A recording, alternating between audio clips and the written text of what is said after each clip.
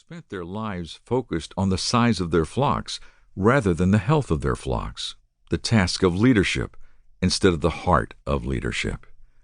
Many had successful ministries, and with their success came the praise of others and the envy of their peers. But I'm pretty sure Jesus wasn't all that impressed. The Apostle Paul warns that if we're not careful, we can build a ministry house that is nothing more than wood, hay, and straw, impressive to look at, but incapable of withstanding the fire of God's judgment. And if we do, we'll one day stand before God and experience something akin to losing everything but our lives in a devastating fire. But it doesn't have to be that way. The Scriptures also promise a totally different outcome for those of us who focus on the heart of leadership and the health of our flocks. Rather than losing everything we've worked so hard to build, we'll find that the flames can't harm it. And better yet, we'll one day receive a crown of glory that will never fade away. 1 Peter 5:4. An antidote for arrogance. My personal quest to discover what it takes to lead well began after a couple of up-close and personal experiences with some of my early ministry heroes. To my shock and dismay, they proved to be arrogant jerks. The wisdom and warmth they exuded on stage was nowhere to be found in the green room or offstage. They were loved by the masses and loathed by those who rubbed shoulders with them daily. I can't think of anything worse than a lifetime of ministry praised by strangers, but despised by those who know me best. So I started searching for mentors and models who could show me a better way. Happily, I found many who followed a different path, pastors and leaders who were more concerned with the health of their flock than the fame of their names.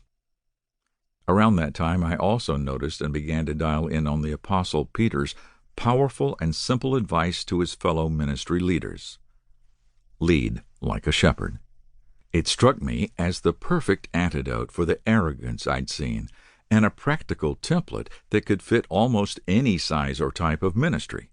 Now, decades later, I'm more convinced than ever that his simple paradigm is the missing ingredient in much of our current leadership curriculum.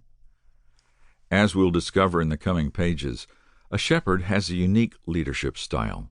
He doesn't drive his sheep like a cowboy.